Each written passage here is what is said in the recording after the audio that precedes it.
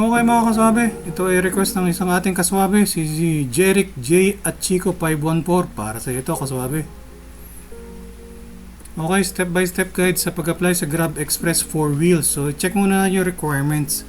Google natin yung Grab MPV Express. Click natin yung 4-wheel delivery opportunities. So kung papansin nyo mga kaswabe, luma itong vlog na to, July 26, 2021 pa. Pero dito ko lang nahanap yung mga requirements eh. Doon sa ibang mga website, wala akong mahanap na requirements. So scroll down natin sa baba. So sa requirements, sa driver, pwedeng non-pro. So kaya naglakas loob tayo mag-apply dito kasi non-pro lang yung lisensya ko nun. Pero ngayon updated na ako, nagpa-pro na ako. Tapos sa vehicle, kung papansin nyo, 2010 and newer. So, pasok pa yung sasakyan natin kahit medyo oldies na. And again, yun nga, July 26, 2021 pa to. Hindi lang ako sure ngayon kung ano na nga yung mga requirements kay Grab. Pero, subok-subok lang. Malay nyo naman, kagaya ko na approve.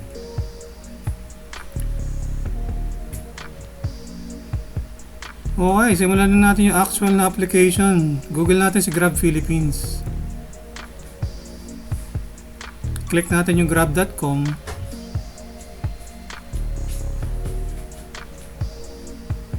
Tapos, click natin yung menu. Click natin yung driver. Click natin yung i-deliver with us.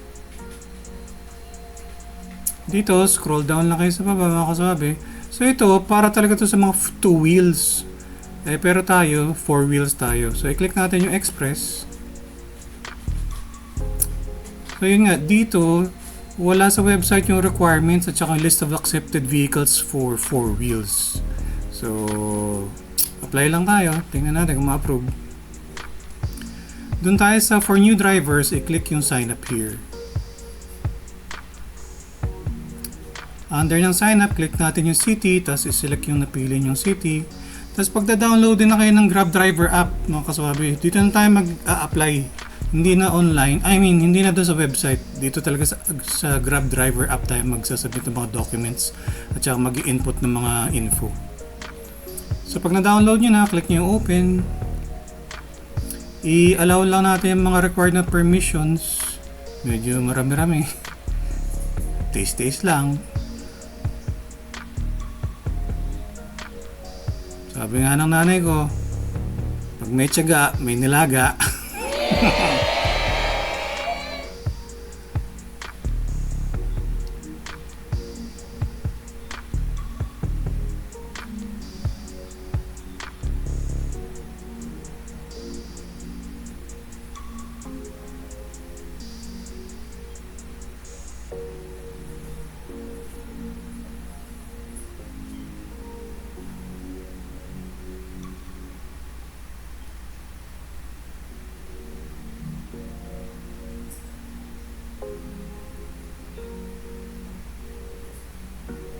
Ayun, natapos din.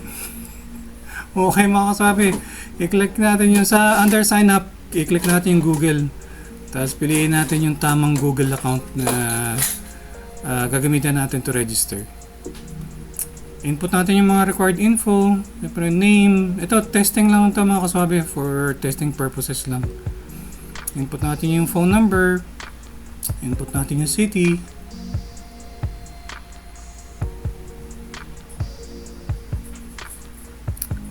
Lagyan natin check yung tick box, tapos click yung next, tapos may makukuha tayong one-time pin. Input natin yung OTP.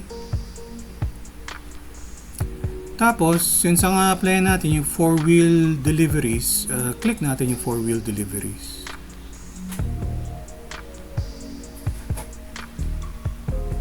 Click ang next.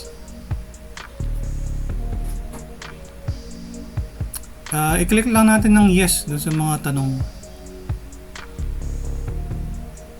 Okay, note lang, again, non-pro yung driver's license ko pero na-approve naman. Tapos dito sa Grab Express, hindi required yung LTFRB ID para yata yun doon sa Grab Car. Kailangan may franchise ka. Tapos yun sa COVID vaccination, click lang kung meron ka. Pero required yun. Okay, so ang next, input natin yung mga required info.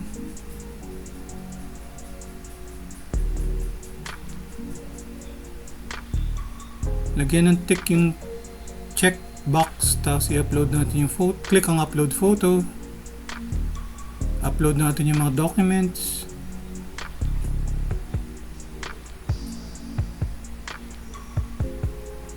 Next, kuha tayo ng selfie.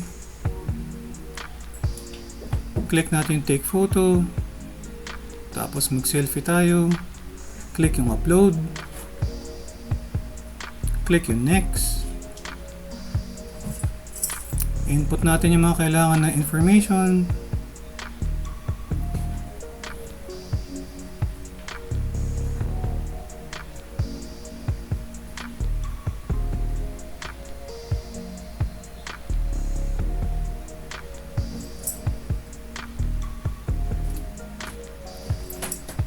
Click yung next. Next, doon naman tayo sa driver's license. Click yung upload photo, tapos i-upload natin yung front and back.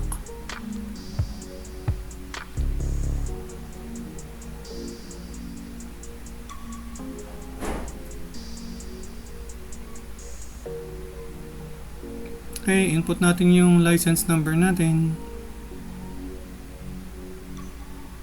May required format siya mga kaswabe, susundan nyo lang. Lagay rin natin yung expiration date ng lisensya.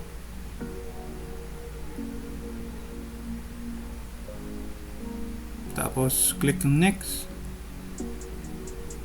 Tapos kung alin ang i-upload yung NBI clearance, police clearance, or CIBI, upload, click ng upload document.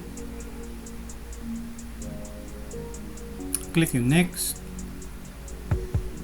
Dito sa mga consents, lagyan nyo lang ng check yung mga tick boxes. Click yung next.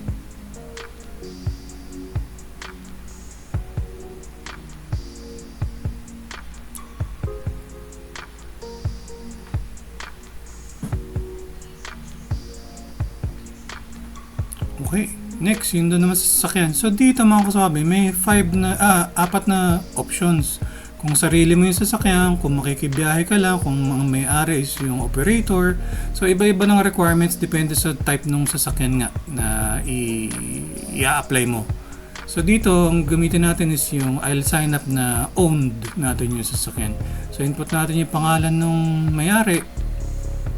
Dapat pareho yung pangalan na i-input mo at saka dun sa nasa ORCR niya.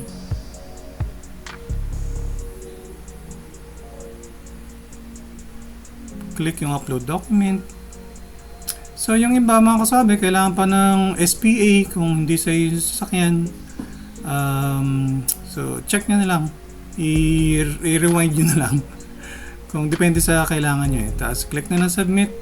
Tapos pasok na yun. Tapos start na tayo ng training. So, kompletuhin nyo lang yung mga mandatory trainings. Ito, 2 siya. Tapos meron pa siyang app, 2 pa ulit para sa 4 wheels.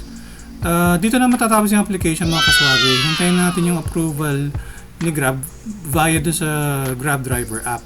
Note lang, yung sa akin kasi, yung nga, lagpas sa kalahating buwan bago na-approve. So, hintay-hintay lang mga kaswabe. Hindi ko rin masabi.